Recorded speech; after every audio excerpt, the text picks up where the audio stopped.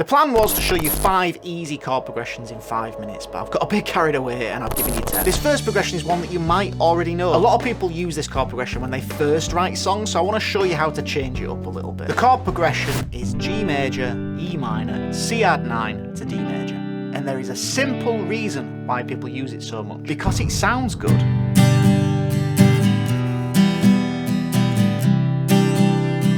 If you find yourself using this chord progression all the time, then you can easily spice it up with a B7 chord. You can use the B7 chord to lead you into an E minor chord, which sounds really good.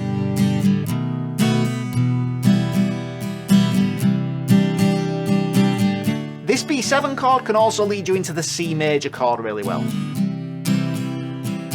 You don't have to use all the chords, and you can play around with the order of them. Oh yeah, I forgot to say, I've got a PDF with all of these chords and chord progressions. It's completely free from the link in the description box below, just underneath the like button. When I was at college, no one really liked the music theory class. We used to skive off, or bunk off, or skip class, whatever you call it, wherever you're from.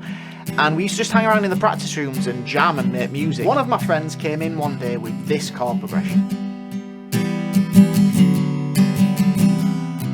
We used to jam this progression all the time. It just sounded so different from everything that I used to come up with.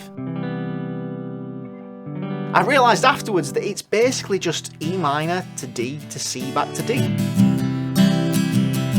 Back then, all my songs were just variations of the same chord progression.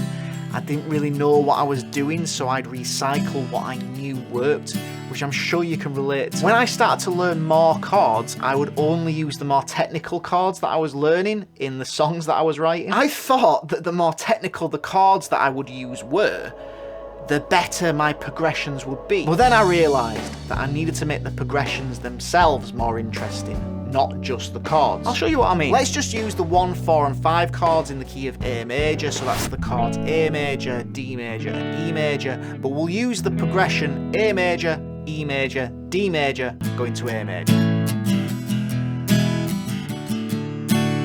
This is a very simple chord progression that still sounds good, but if we change the 5 chord, which is E major, into an E minor chord, we're now playing in the mode of A mixolydian, but this doesn't matter. All I care about is that this is a really nice sounding chord change, and it sounds just a little bit different.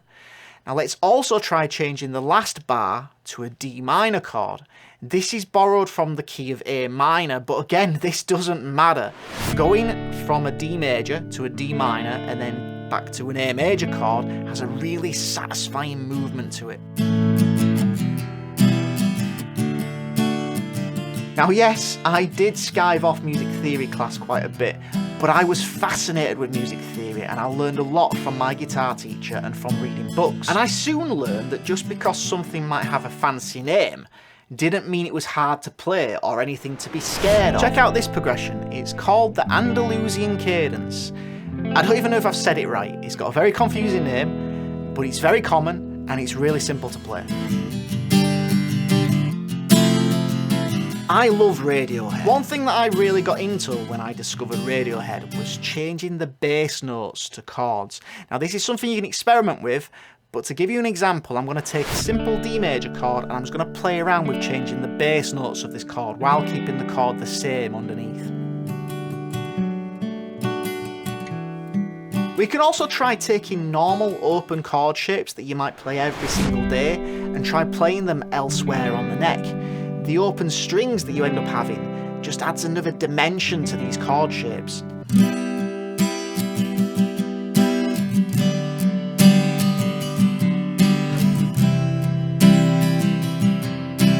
I think this is an idea that you should experiment with. I could take just a single chord shape like this E major chord and I could move it around the neck and see where I think it sounds good.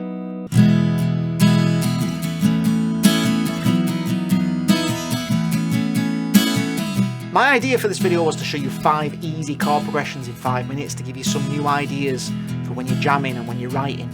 But I've got a little bit carried away and I've given you 10 progressions in 5 minutes. Has it been 5 minutes, editing Dave? Yeah, it has. And I think that is worthy of you pressing the like button and subscribing to the channel.